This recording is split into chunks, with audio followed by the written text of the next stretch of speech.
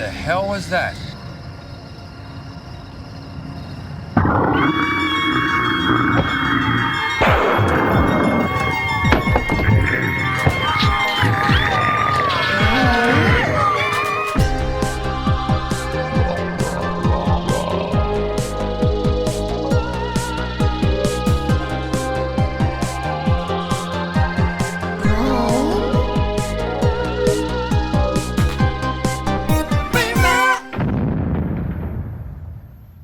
What's up, rotters, and welcome back to Brain Rot, the podcast that takes a deep dive into the best and worst horror films of the 80s and 90s. I'm Stevie, your VHS veteran. I hope you're all doing horrendously.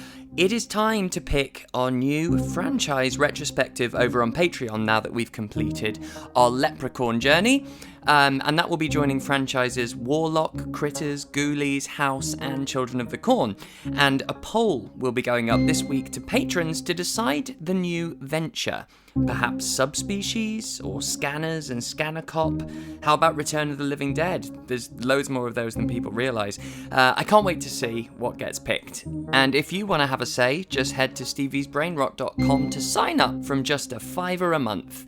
So, this week, I've been really looking forward to covering this movie, and I've waited until it became more available on streaming and VOD, and finally, it's been added to Amazon in the UK. The movie is the TROMA Trashterpiece Nightbeast from 1982, directed by Don Dola, with a score from a young J.J. Abrams and a creature design from John Dodds.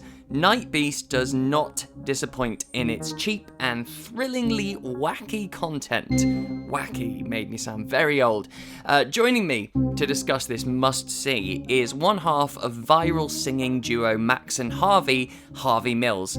Harvey started out like me, as a child performer in musicals such as Priscilla Queen of the Desert and The Sound of Music, and he alternated the role with his identical twin Max. Since then, they've become a huge presence on social media, and as well as releasing their own music, have hosted TV shows, had their own documentary made about them on CBBC, even released a book, and they have their own podcast. It was my absolute pleasure to force Harvey to watch the 1982 brainfuck that is Nightbeast, and truly initiate him into the School of Rot.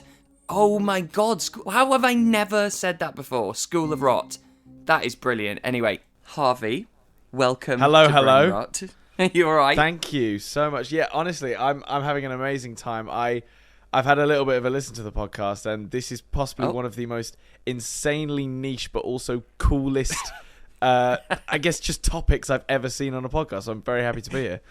Yeah, it certainly is niche. And when I started it, I wasn't sure. I thought, because the thing is, with my obsession with horror films when I was a kid, especially these trashy ones, it was a very isolated thing, and I quite liked that. It was like my little secret. And so as I've become an adult, I kept it more of a secret for quite a while, because I thought, people are going to be thinking I'm weird if I'm watching little creatures running around and still getting a kick out of it. But it turns out I wasn't the only one, and actually there's a whole community of people like me who were that kid. Well, I'm so glad you said trashy, because I was really worried. I didn't want to come in here and sort of, use that word specifically. But when I watched the film that you sent me, entire time I was thinking, this has to be the best, worst film I've ever seen. Because they are watchable. Like, it is watchable, but my God, is it bad. Like, it's I know. just... I like to call them trashterpieces. Yes, yeah. You know what? I wanted to say this, actually. I don't know if you knew this, but the CBBC star Hacker the Dog?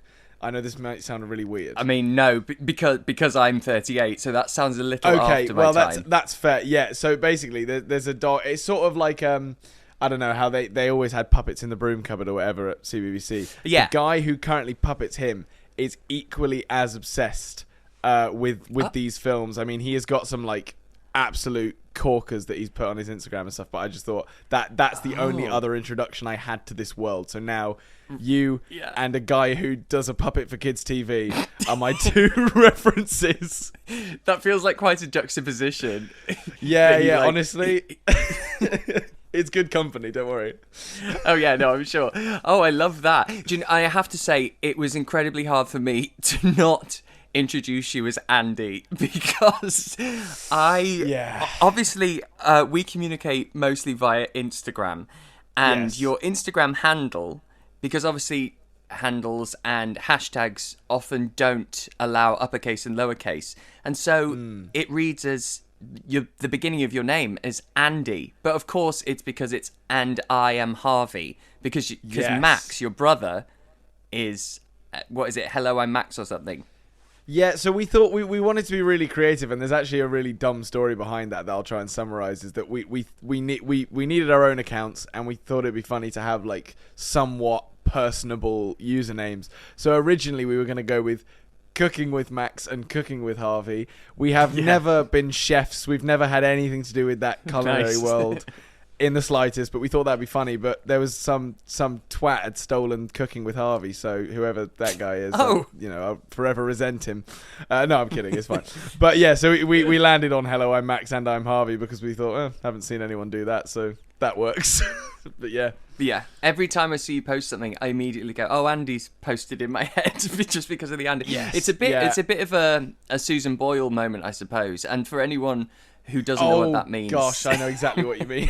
Yeah, because when Susan Boyle was releasing her, I think it was her second album, her marketing team obviously wanted to do a big hoo-ha, like, let's get hashtag trending. And as I said, you can't use uppercase and lowercase. So they came up with Susan Album Party.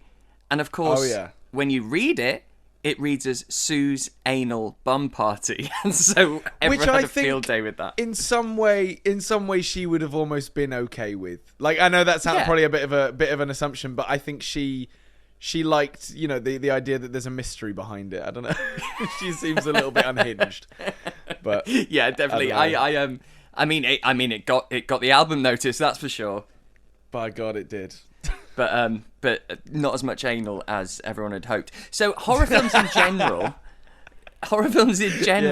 do you seek them out? Do you avoid them, or are you just meh? You know what? I've always had a bit of a love-hate relationship with horror films because I'm actually a sort of, closeted magician, and that's probably not. And I know that, again, that this is going to sound a bit of a weird sort of reference, but when it comes to films like Saw and Final Destination and all those sort of really gory horror films, I actually love the inner workings of those. So rather than actually, I probably haven't watched a Saw film from start to finish, but what I have done is watched every single behind the scenes video on how every single mechanic and different props and all this sort of stuff works. And I don't know, I think that side of it fascinates me, but I don't really like the whole, like I liked The Nun. The Nun was okay, but some of those sort of like tension building films that they just spend like an hour building up, like Woman in Black, where it's just an hour of build up and then a jump scare, and I'm like, I could have watched, I don't know, an Adam Sandler film in that time, and it's probably a bit sad, but yeah, exactly. No, I know what you mean. Which, you know what, wasn't as there's a lot of action. Very quickly as well. That's the thing. They don't hold their punches, do they? Because I think within the third minute, you just get a full look at the beast. It's not like they're going to sort of slowly build tension and like, what's it going to look like? What's it going to do? It's immediate. They definitely don't do the whole Jaws thing where you barely see it. And also, I fell into a sort of false sense of security because the first few, and sorry if there's spoilers, that I apologize, but I guess that's the nature of the show. That's what we do. Yeah, but the first sort of, couple of deaths are all very much like, here's some really bad CGI on how we got rid of this person with a laser gun. And you're like, oh, okay, this is how the film's going to go. And then it cuts to a shot of like a guy's eyes bulging out of his head quite quite impressively graphically, especially for 1982 or whenever it was.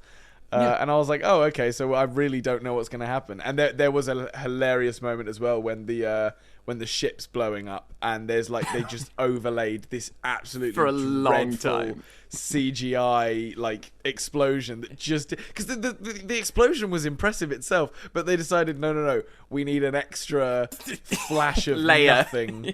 Oh, it was just mental. It really was. For anyone who hasn't seen the film, how would you summarize it? I'm going to put you on the spot. You know what?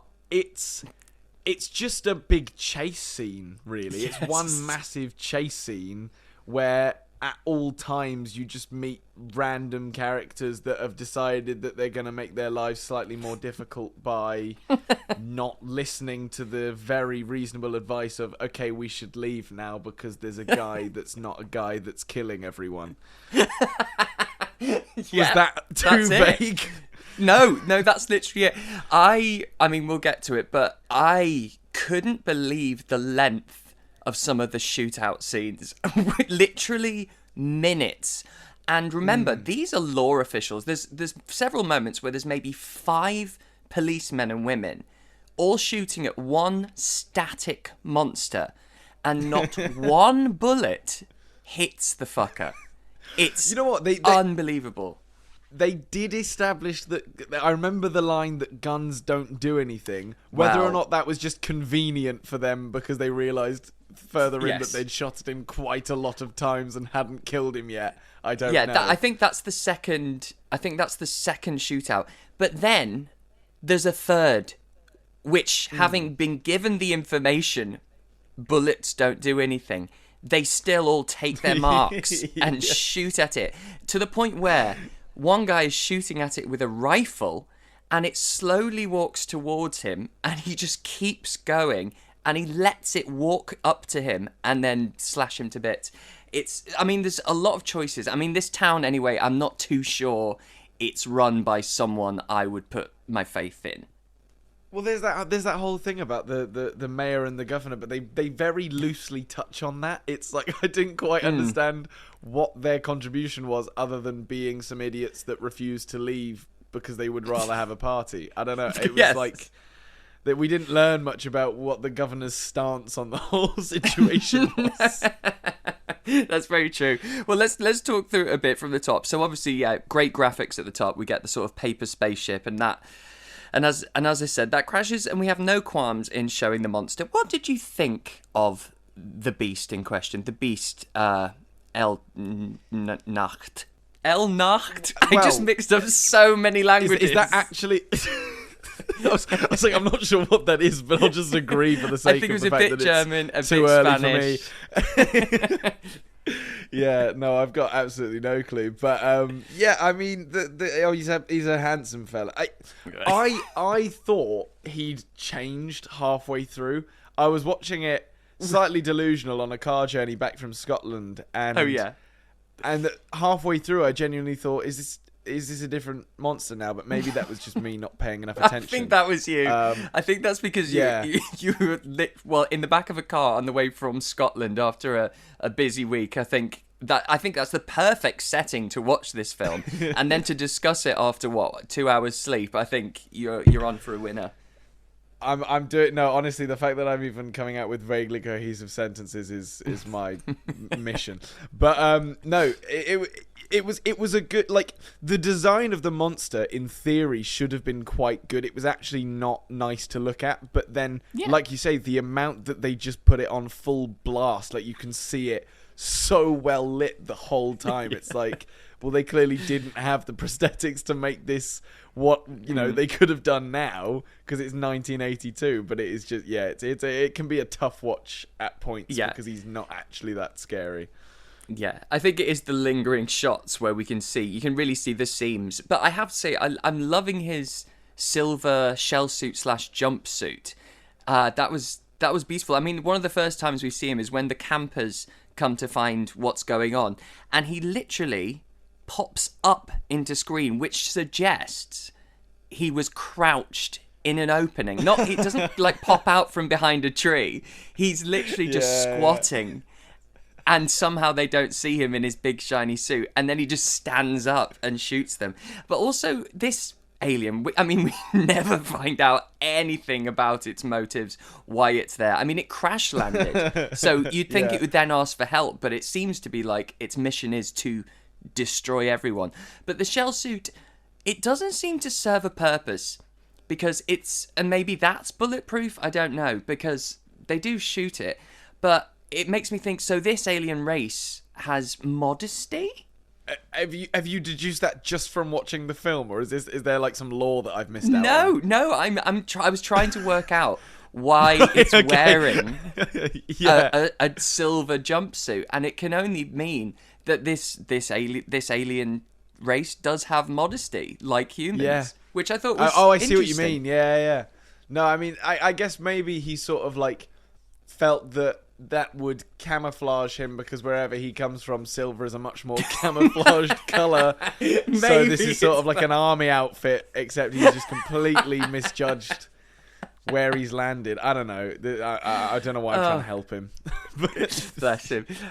But yeah, so this laser gun, I mean, the first time he shoots someone, they turn into a big red computer-generated puff, and then the next person's a sparkly one. And this is 4 minutes in, and so already there's inconsistencies, and I was like, this is going to be great. Well, when people started dying for real, like when he got his hands on them, like, you know, slashing them up and stuff, my immediate thought, and this might just show, I don't know, either my age or just my sort of mentality, was, oh, maybe the people that have been shot with a gun have been Avengers Endgamed, and they're actually somewhere else and can be brought back. And well, that's what I did wonder if something like that was going to happen, because he shoots a car at one point, so it's an incredible laser, so it obviously just picks up one solid piece of matter. Those kids! The kids just disappear. What happened to them? Where have they gone? Oh my god, I forgot about that. I'd like to know that, because then we see there's the couple that are making out, and he sort of scratches a guy on the stomach for a long time until he draws blood, and then he draws his intestines, Guts I and guess. all that. Yeah. And we get the first shootout, and it really does go on for a long, long time. It's like pew pew pew pew, and as I said, not one bullet, as far as we know, hits it. Yeah. And they don't try any other tactics, and they're all in very static positions. It blew my mind a little bit. It's one of those things where it was like, it was well shot enough to be watched, to be consumed by other people, because I've seen worse shot films, but in terms of like the way that the script was written, it was just like, I became quite numb to it quite quickly and was just letting it happen rather than trying to make any sense of it whatsoever. Yeah, as long as you don't process anything, it can wash over you quite nicely. Yeah. And this was a line that was interesting, and I quote, because someone says, "Why don't you just blow its head off?" This is before they realise bullets can't harm it. And the sheriff says, "No, we need to get the gun out of its hand and then blow its head off." So talk me through that one, the reasoning. Because that, to me... It feels like the other way round would be easier to get the gun, to blow its head off and then get the gun. I'm impressed, honestly, that they came to the conclusion that they came to in the end. But with that, it's like, I don't really understand if the gun's killing people. Does he think that that's giving him his power so that he can't be killed? But like, is the gun got more relevance than just being a gun? You've broken me with this now. I'm actually going to have a meltdown over this. This is, I mean, the gun means nothing. It's okay, got it's let's move on from that. It's just a sci-fi gun. You're malfunctioning, aren't you? I'm not having it. It's not happening right now. I'm dreaming. So what about the little party that's going on then? So the mayor has the governor coming to this pool party, and he's refusing to cancel it, right? Because even though he knows there's a monster out there, so the rest of the town deserts, and he's going on with this party. I mean, talk about social commentary, am I right? Hey, no. Absolutely political. But no, but like it is weird because there seems to be some sort of schmoozing going on between, I guess, the governor and the mayor or something, and the sheriff was clearly aware of this party. I think was it the two of the sheriffs were like invited or something, or someone that was there. Maybe the doctors were invited to the party and they told the sheriff, so he went to shut it down.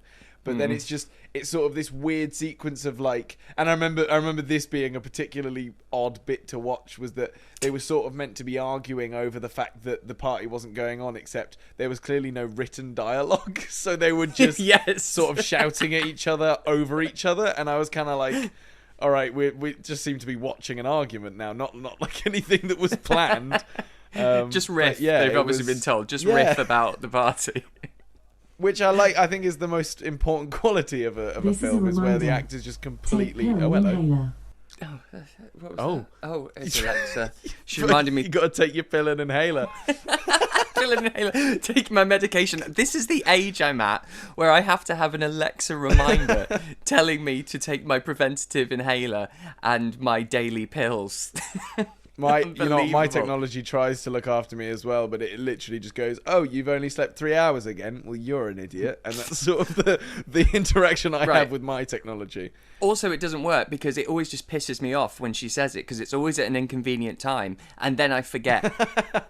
So I don't know, and I never cancel it. If you want an inhaler break now, I'm more than happy to facilitate that. I can sit. Well, I mean, quietly. I'm breathing. Yeah, good. Okay, that's the first step. That's all you can ask for. And then we meet a character, and I'm going to call him the TROMA character, because this was made by a company called TROMA, who did... Their biggest hit was The Toxic Avenger, but they were known for extremely low budget, titillating exploitation films of sci-fi and horror, and it was all very cheap and very gruey and titty and assy. And chauvinistic a lot of the time. And I so we see meet what this you mean. guy, Yeah. Drago. Yeah. He's the TROMA character for me because, I mean, the first time we meet him, motorbike, red flag, and then he tromas a young lady. He calls her a filthy little bitch and throws her around for no reason. Yeah, those scenes were quite a challenging watch. Not only because, they are generally distressing scenes, but also because the actress seemed to find it hilarious. Like, I could actually... you can see her laughing. She's finding it funny.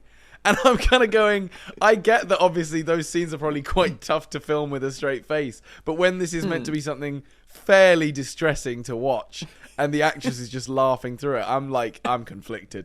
It's a mixed message, isn't it? Make sense of. Yeah. Yeah, because you're like, oh, this is the arsehole guy who's, a bit of domestic violence. He's going to get his comeuppance. But if she seems to be enjoying it, it's not a great message. I was just confused the entire time. And I like that they just throw in like little rip sound effects to let you know, yes, her clothing has been partially removed. brace for impact. Like, that's, I weirdly, that shone through for me. Like, I was like, oh, he's just ripped her top off. Great. Yeah, that's what that was. Yeah, for sure. But the pool party, I don't really understand who this guy is, right? So, is he one of the police? There's this guy, the tall guy with jeans. Is he one of the police? But he seems to always be with the police working. But he also feels like he's treated like a local. And he's the one that kind of stops the party. I swear he seems to be like he's supposed to be the main character, except you're right, we know nothing about him. Other than that he slept with the woman that Drago was that's with. Right. That he killed, that he choked. Oh my god, I loved that as well. When it was like when that happened, and then he was like, I know someone who could have done it, and it just cuts to a scene of him beating the shit out of him. Like, oh, that fight scene. It's what I don't think there was a stunt coordinator or a fight choreographer on this film, because obviously it's two men who have just been told now fight, but obviously don't actually hurt each other. So they're sort of. They're throwing their punches, but as they get close, they really slow down, like they're doing self slow-mo. And then it's absolutely hilarious. And they wrestle like 12-year-old boys would. I think that there's a part of me that was sort of watching that and going, I'm actually sort of impressed by how much they're clearly throwing themselves into this. And then you realise, oh, yes, this is two people who are not being coordinated. They're just doing their best. And that then actually makes quite a lot of sense. Yeah. And there's a bit, and someone's made a GIF of it, which I will send to you. The next time we see the Beast, he's obviously in the forest in his jumpsuit shooting his laser. And he does a dab. It's absolutely amazing, and it's such a quick moment. But I'll send you, because someone has made a GIF, because he's shooting and then he pops his head on his elbow. It's amazing. But he basically does that, and it's at this point where he's really styled the jumpsuit slightly in a different way. And this is when I was thinking, maybe it's not modesty, maybe it's just pure fashion. The Nightbeast was just ahead of his time. That's what it is. I mean, don't get me wrong. Obviously, the dab is a staple dance move for better or for worse. I guess we'll never know. But that's honestly, I'm quite impressed now. I missed that completely, so I'm devastated that I didn't see that. But I mean, I'll send you the GIF because then you've got it forever and you can watch it daily. So this is the part of the film where I wrote, "What the fuck am I watching?" Because the sheriff's hurt his leg, right? And so Lisa, the female officer, she takes him into a hotel room or her bedroom so that she can dress the wound. Now, what do you think of this section? Remember, several of their friends have just died. Yes. So there was a lot to process here, because if I'm completely honest, this was where I least expected a scene like this to happen. I genuinely thought that, because there was a time when the guy who we spoke about earlier, who we don't really know anything about but seems like he's meant to be the main character, walks into the house with the other woman who's just had her clothes ripped off, and you go, oh, something might happen there, and then it doesn't, and then you're like, okay, fine, great, we can safely agree that there's not going to be any awkward sex scenes. And then it comes, like you say, in the most unnecessary format possible, where she's decided to bandage him and then go, right, I'm off for a shower. And that's, like you say, completely appropriate given the circumstances of everyone's dying, we need to get out of here, but there's time for a shower.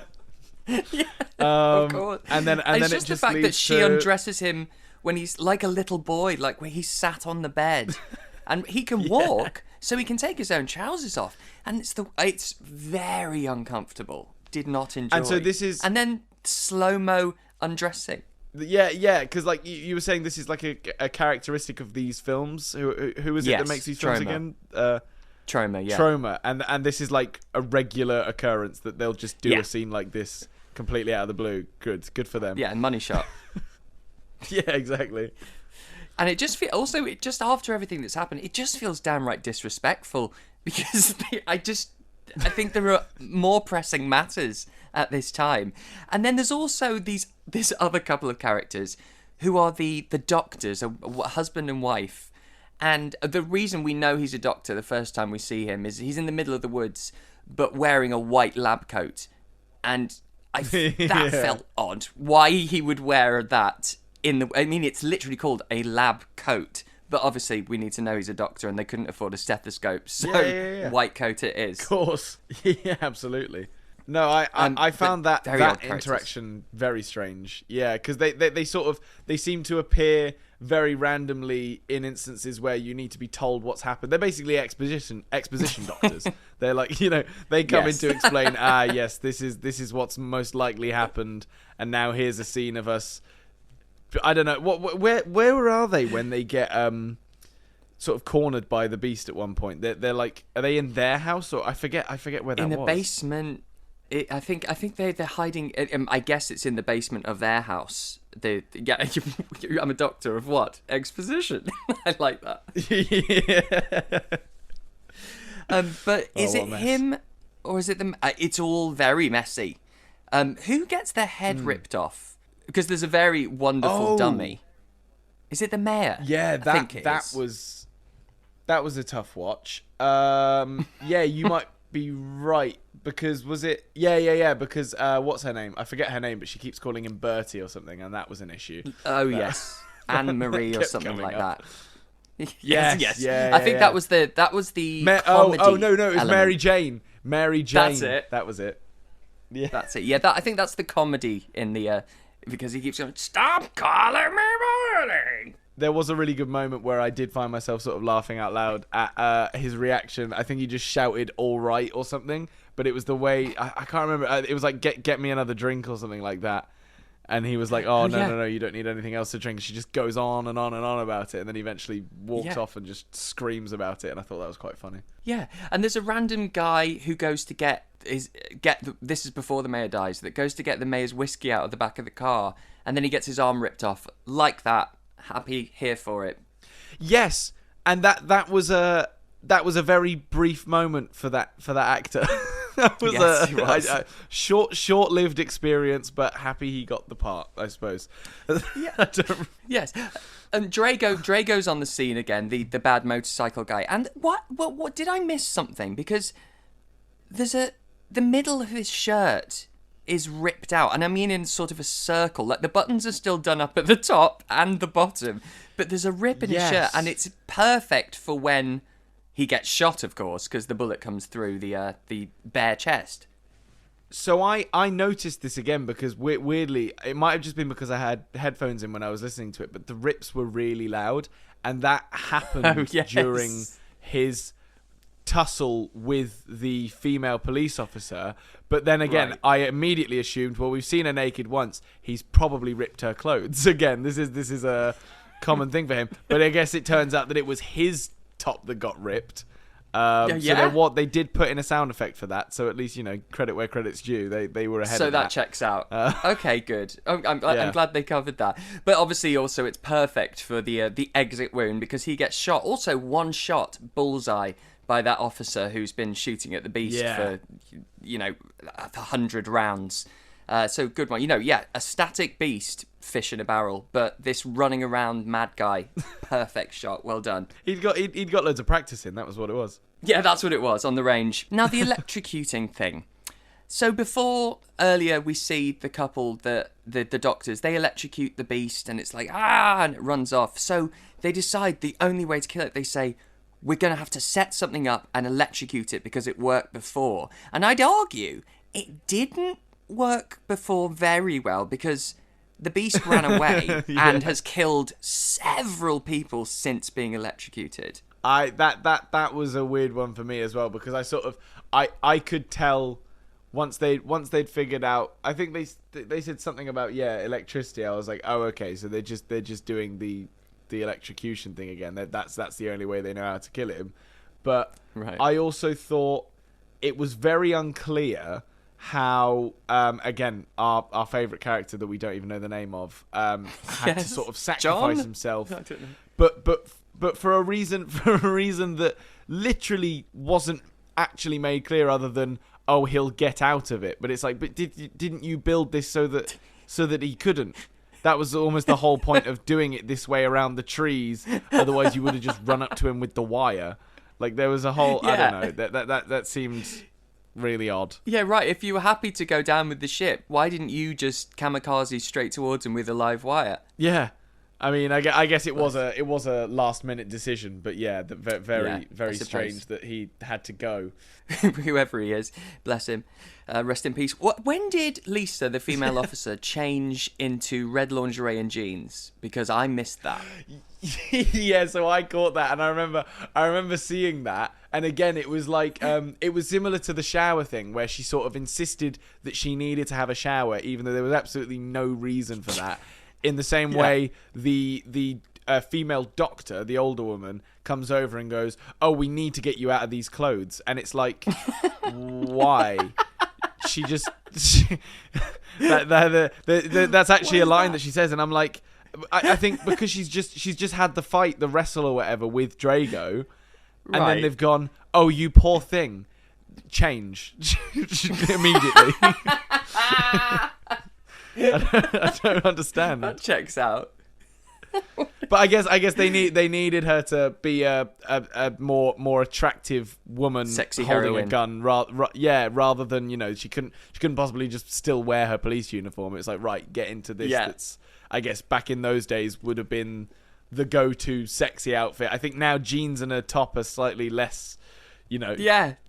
I mean, people go for less and less, I guess, now. I mean, I don't know if you've seen, what was it, Nicole Scherzinger in Men in Black, but that seems to be like the standard now. I watched that film the other day. That was my reference point, because I saw that film the other day. There's basically dental floss and a cork. Yeah, exactly. But they keep, as we say, even though they know the bullets aren't going to work, they just fire everything at it, and it walks up to someone, throws them all around. We get lots of people sort of scratched and thrown. I'm sad it never utilises its one massive snaggletooth, though, because that thing is really something on the beast's face. You'd love to see him just sort of like bite. Yeah. I that's what I say. I'd love to just see him actually sort of rip through someone just with that massive tooth. And it feels like, I don't know, he didn't want to eat anyone. He didn't want to take anyone back for research. He was just on a killing spree. for no good reason. Like, if he'd have eaten them afterwards, you'd gone, oh, he's hungry, all right, yeah.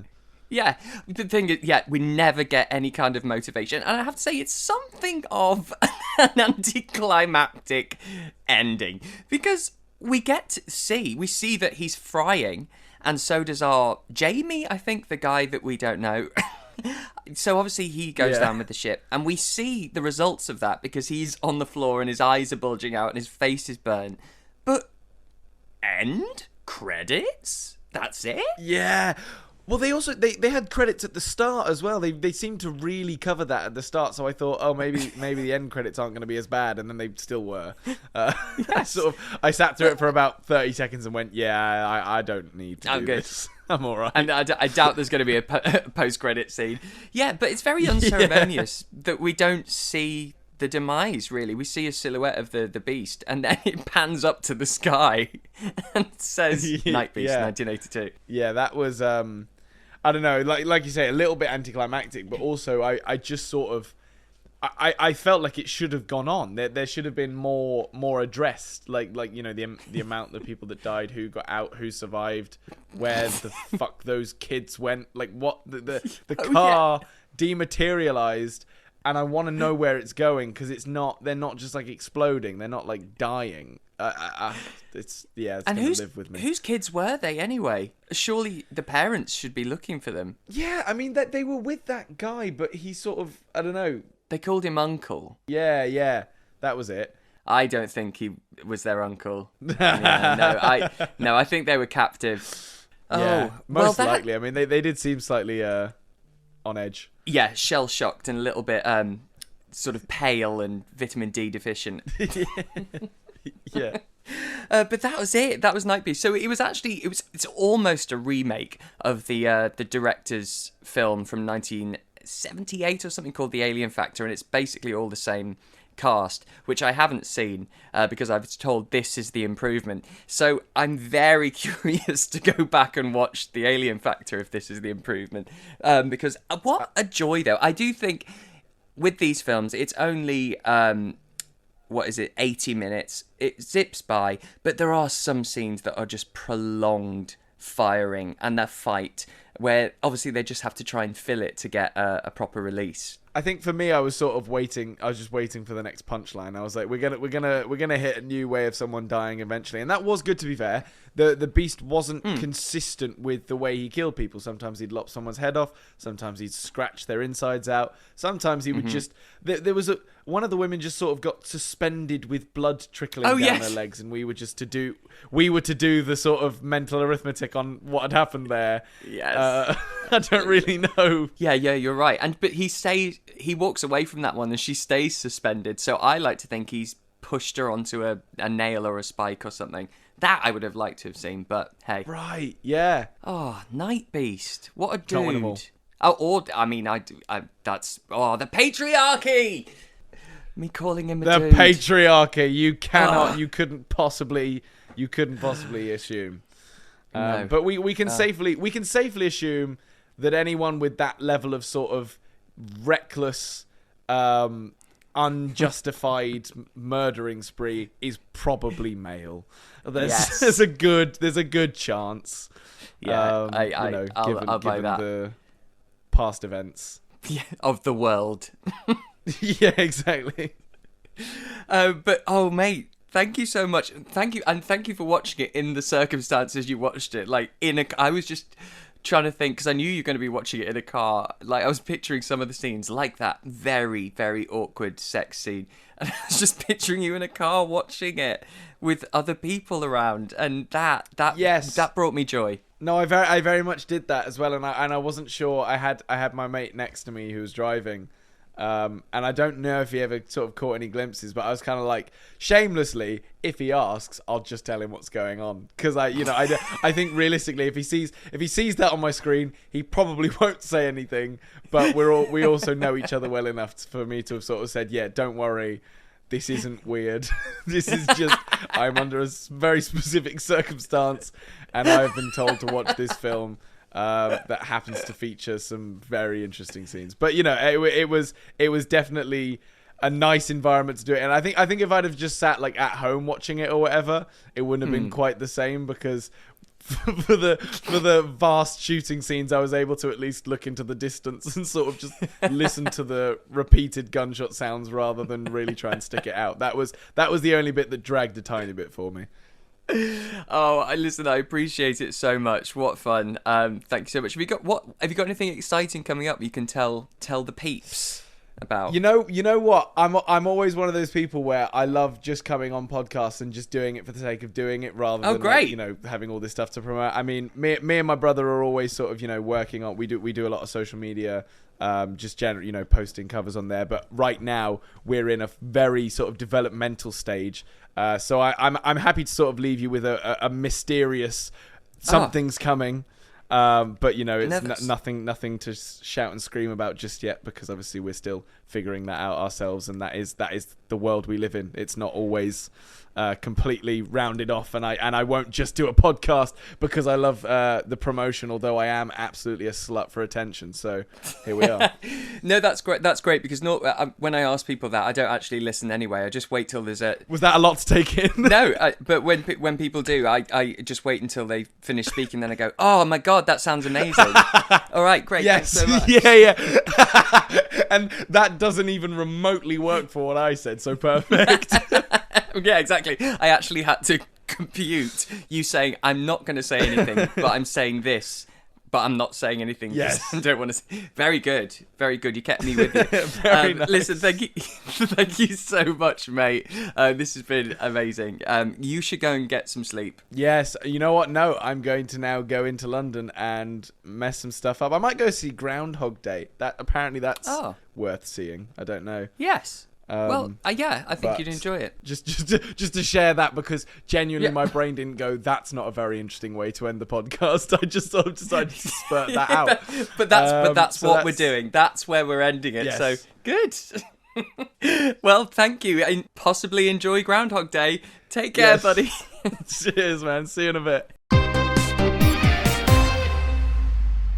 There we go, Rotters. Thank you so much, Harvey, for being such a sport and for watching said movie under such circumstances. Welcome to the School of Rot. Yeah, that's right. Yeah, I said it again. And I'll be saying it a lot more, so buckle up, Rotters. Next week, we're hitting up the early 80s slasher boom and discussing 1983's Sweet 16. It's currently streaming for free on Plex. I don't know why they don't sponsor me, because I'm always promoting them. And it's also available on VOD. It'll be a first-time watch for me, so don't come for me if it's awful. Well, actually, wait. No, we want it to be awful, right? Can't wait. See you then, Rotters. Toodles!